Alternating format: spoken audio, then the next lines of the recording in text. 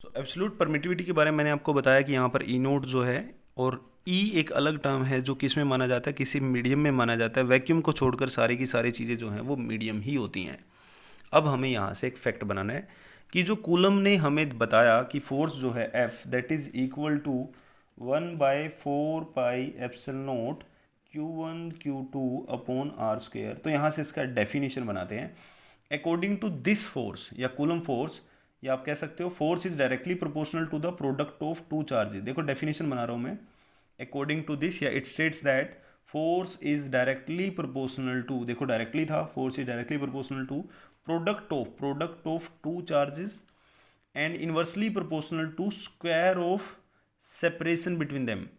और इनवर्सली किसके होगा? स्क्वायर किसका? सेपरेशन बिटवीन देम का। सो ये आपका एक डेफिनेशन रहेगा। अब कूलम लॉ की कुछ अपनी ही कैरेक्टरिस्टिक्स हैं। वो क्या क्या है? कूलम लॉ जो है वो गुड पॉइंट चार्जेस को रिलेटिवली एट अ रेस्ट में स्टडी कराता है, यानी कि रेस्ट में किसी भी चार्ज की स्टडी कराता है कौन? Coulomb law, right. ये एक बेसिकली एक्सपेरिमेंटल लॉ है जो एक्सपेरिमेंटल वे से दिया गया। ये तीसरा, ये एक्सपेरिमेंटल है भाई, राइट। इसके अलावा ये क्या कहता है कि ये जो चार्ज हैं ये बहुत ही छोटी डिस्टेंसेज में भी रखे जा सकते हैं और बहुत ही बड़ी डिस्टेंसेज पे भी रखे जा सकते हैं, यानी कि माइक्रो और मैक्रो। माइक्रो का मतलब होता है बहुत छोटी और मैक्रो का मतलब होता है बहुत बड़ी, इनफाइनाइट, राइट। यहाँ पर जो है वो चार्ज को रखा गया है किसमें? किसी मीडियम में या किसी वैक्यूम में रखा गया है। और भी बहुत सारी छोटी छोटी चीज़ें होंगी, ये आप पढ़ लेना। अब बात करते हैं परमिटिविटी पे। किस पे? परमिटिविटी। अब परमिटिविटी क्या है? मैंने आपको बताया कि चार्ज को जब प्लेस किया जाता है तो वो परमिटिविटी ही कहलाती है, राइट। अब जो परमिटिविटी की जो वैल्यू है, ई नोट की जो वैल्यू होती है वो आपको याद रखनी है, दैट इज 8.85 10⁻12। अब यहाँ पर क्या आना है इसको देखते हैं। हाँ जी, ध्यान से। ये जो हमारी वैल्यू है 1/4 पाई एप्सिलॉन नॉट, इसको पूरे को हम के कहते हैं। और इसकी जो वैल्यू होती है जब भी कोई न्यूमेरिकल सॉर्ट आउट करोगे तो 9 10⁻9। अब हमें यहाँ पर भी कुछ लिखना है और यहाँ पर भी। ये सिर्फ ई नोट की वैल्यू है और ये इस पूरे की वैल्यू है, यानी कि सॉर्ट आउट करने के बाद आप फाइनल एग्जाम में इसी को याद रखोगे। अब यहाँ पर थोड़ा सा लूज वर्क कर लेते हैं भाई। एफ हमें क्या निकालना है? पहले 1/4 पाई एप्सिलॉन नॉट, हमें इसको निकालना है 1/4 पाई एप्सिलॉन नॉट। तो एफ इज इक्वल टू, मैं इसको लिख देता हूँ के, बिकॉज ये के बराबर है, बिकॉज ये के बराबर है Q1 Q2 upon are square. यहाँ से के उठा लो भाई, के को निकालो। सो के इक्वल टू क्या बना? F R square divide by Q1 Q2, right. अब इसकी यूनिट क्या बनेगी? एफ की यूनिट क्या है? मैं यहाँ पे यूनिट लिख रहा हूँ। फोर्स की यूनिट क्या हुई? न्यूटन मीटर, मीटर का स्क्वायर, क्योंकि डिस्टेंस की यूनिट क्या होती है? मीटर, डिवाइड बाय पहला चार्ज सी, दूसरा चार्ज भी सी। तो क्या बना यहाँ से? K is equal to newton meter square पर कूलम स्क्वायर और न्यूटन मीटर स्क्वायर कूलम -2। ये किसकी यूनिट आई? के की। के की वैल्यू क्या है? ये, यानी कि 9 10⁻9 के आगे यहाँ क्या लिखना होगा? न्यूटन मीटर स्क्वायर पर coulomb square. Are you getting my point? अब हमें यहाँ से क्या करना है? इसी में से क्या निकालनी है? एप्सिलॉन नॉट की वैल्यू निकालनी है। एक बार दोबारा से फॉर्मूला लिख लेते हैं। F is equal to 1/4 pi epsilon naught, पहला चार्ज दूसरा चार्ज आर स्क्वायर। ये निकालो, ये इक्वेशन को घुमाओ, क्रॉस मल्टीप्लाई करो एंड समथिंग करके देखो क्या बनता है। 4 pi F R square upon Q1 Q2 equal to क्या बन रहा है भाई? यहाँ पर 1/एप्सिलॉन नॉट बन रहा है, ठीक है ना। अब हमें क्या निकालना है? एप्सिलॉन नॉट निकालना है। पूरी टर्म को घुमा दो तो एप्सिलॉन नॉट क्या बना? पूरी को उलट कर दो, Q1 Q2 upon 4 pi F R square. जी, Q1 क्या हुआ?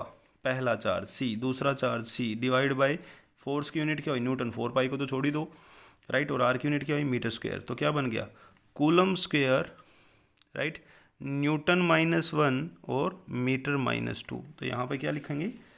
8.85 की इसकी वैल्यू क्या लिखेंगे? Coulomb square newton -1 meter -2।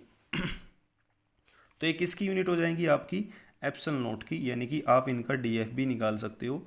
सो डीएफ जरूर निकाल के देखना है कि डायमेंशनल फार्मूला क्या क्या बनता है, राइट। एफ का आपको पता होता है MLT -2 समथिंग होता है, तो इनके भी आपको डीएफ निकालने हैं। डू योर सेल्फ, ये आपका होमवर्क रहेगा।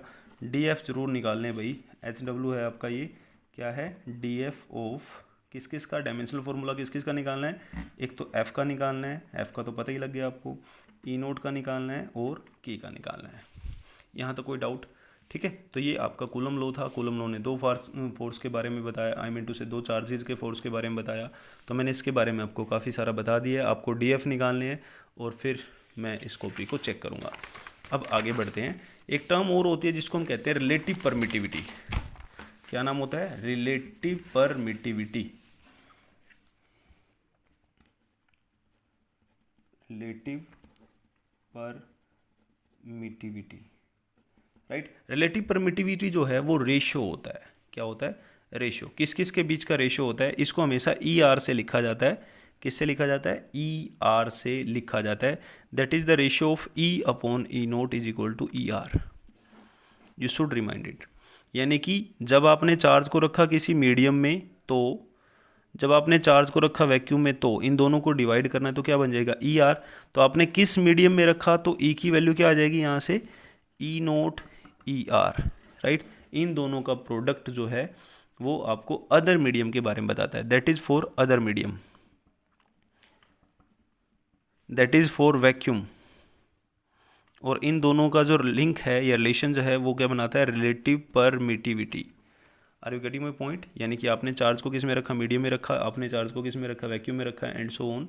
तो यहाँ से क्या बन जाता है? रिलेटिव परमिटिविटी बन जाता है। यहाँ तक कोई doubt? So that is the simple concept. So यहाँ तक हमने आज जो डिस्कस किया, इसका एक छोटा सा न्यूमेरिकल अभी हम कर लेते हैं। और आपको जो है यहाँ से भी कम से कम 3 न्यूमेरिकल जो हैं वो घर से करने हैं। ये आपका SW रहेगा। तो मैंने आपको आज 10 क्वेश्चन बता दिए हैं। बेटे मेहनत करो, मन लगा के, अगला टाइम आपके काम आएगा, राइट। अब मैं कोई क्वेश्चन देख लेता हूँ, अच्छा सा कोई क्वेश्चन हो जो इसके बारे में हमें बताए। हाँ जी, क्वेश्चन बहुत अच्छा है। मैं इस क्वेश्चन को कैसे बताऊँ? हिंट दे देता हूँ, राइट। बाकी इसकी बाद में पिक्चर भेज दूंगा मैं आपको। हिंट क्या है? वो ये कहता है कि हमारे पास चार जो हैं वो आइडेंटिकल स्फीयर हैं, राइट। और वो चारों एक तरह के पॉइंट ऑब्जेक्ट हैं या पॉइंट चार्ज। पॉइंट चार्ज वो होता है जिससे जो है वो फील्ड लाइन निकलता है, आई मीन टू से जो चार्ज को ट्रांसफ़र करता हो या जिस पे चार्ज हो। अब इनमें जो स्फीयर हैं, ये सारे के सारे स्फीयर जो हैं इनके नाम रखे गए हैं फर्स्ट, सेकंड, थर्ड, फोर्थ। ये 4 स्फीयर लिए गए, राइट। जैसे हो गया पहला स्फीयर और दूसरा स्फीयर। इन दोनों स्फीयर की दूरी जो है वो है are you getting my point? इस स्फीयर के ऊपर, पहले स्फीयर के ऊपर कोई चार्ज है प्लस का, और ये है दूसरा स्फीयर, सेकंड स्फीयर। मैं लाइन पढ़ देता हूँ। Sphere first and second have charge Q1 and Q2 with unchanged separation R। उसने बोला है कि जो पहला स्फीयर और दूसरा स्फीयर है उनके ऊपर कोई भी चार्ज है और वो एक दूसरे से R की दूरी पर हैं। Sphere 1 is touched with अनचार्ज sphere third. अब उसने क्या बोला? जो आपका स्फीयर फर्स्ट है जिस पे कौन सा चार्ज था? पॉजिटिव चार्ज था, उसको किसके साथ कॉन्टैक्ट में लेके आए? Sphere third. कोई तीसरा स्फीयर आया, कॉन्टैक्ट में ले आए, ठीक है। यहाँ तक कोई डाउट?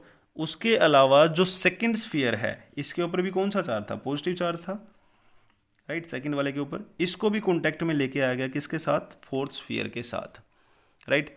और इनके बीच की दूरी जो है वो चेंज नहीं की, वो कितनी थी? आ रही थी, ठीक है। मैं आपको दोबारा बताता हूँ, 2 स्फीयर थे, दोनों पे प्लस प्लस का चार्ज था। उसके बाद क्या किया? इन दोनों के कॉन्टैक्ट में अनचार्ज स्फीयर आई जिनके ऊपर कोई चार्ज नहीं था, यानी कि इस पर भी चार्ज कितना था? 0, इस पर भी चार्ज कितना था? 0।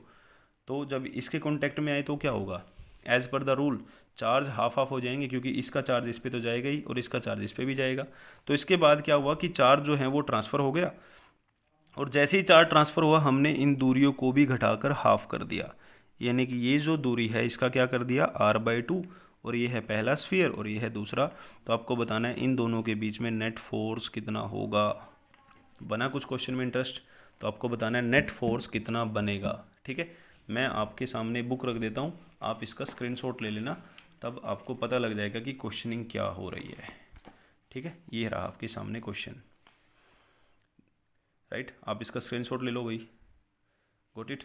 इसके अलावा नेक्स्ट देखते हैं। एक क्वेश्चन मैंने आपको और बोला था, शायद कौन सा था वो, उसका भी दिखा देता हूँ मैं। स्क्रीनशॉट ले लेना, 1 मिनट वीडियो पॉज कर देता हूँ। एक क्वेश्चन आपका ये हो जाता है, सॉल्यूशन नहीं दिखा रहा हूँ मैं, आपको खुद सोल्व करना है। ये आपके 2 क्वेश्चन रहे और बाकी आपको जो है ये आपके 2 क्वेश्चन थे, इनका स्क्रीनशॉट लेके इनको अपनी कॉपी में लिख लेना और इनके सॉल्यूशन निकाल लेना। तो आज हम यहीं स्टॉप करेंगे और बिल्कुल भी किसी तरह से आपको होमवर्क में कंजूसी नहीं बरतनी है। HW आपका पूरा होना चाहिए ताकि हम आगे ज़ोरों शोरों से काम शुरू कर सकें। और बेटे एक्स्ट्रा करा रहा हूँ, इसके साथ साथ जो है थोड़ा बहुत कंपटीशन का भी करेंगे और प्रेशर हमें दूर करना है। मैं आपको बता दूँ कि शायद मई में आपके प्री बोर्ड आ जाए, तो इसी हिसाब से हम चल रहे हैं। कम से कम ज़्यादा नहीं, 2 यूनिट तो हो ही जाए हमारी। आज हम यहीं स्टॉप करेंगे, मिलते हैं next day. Thank you very much.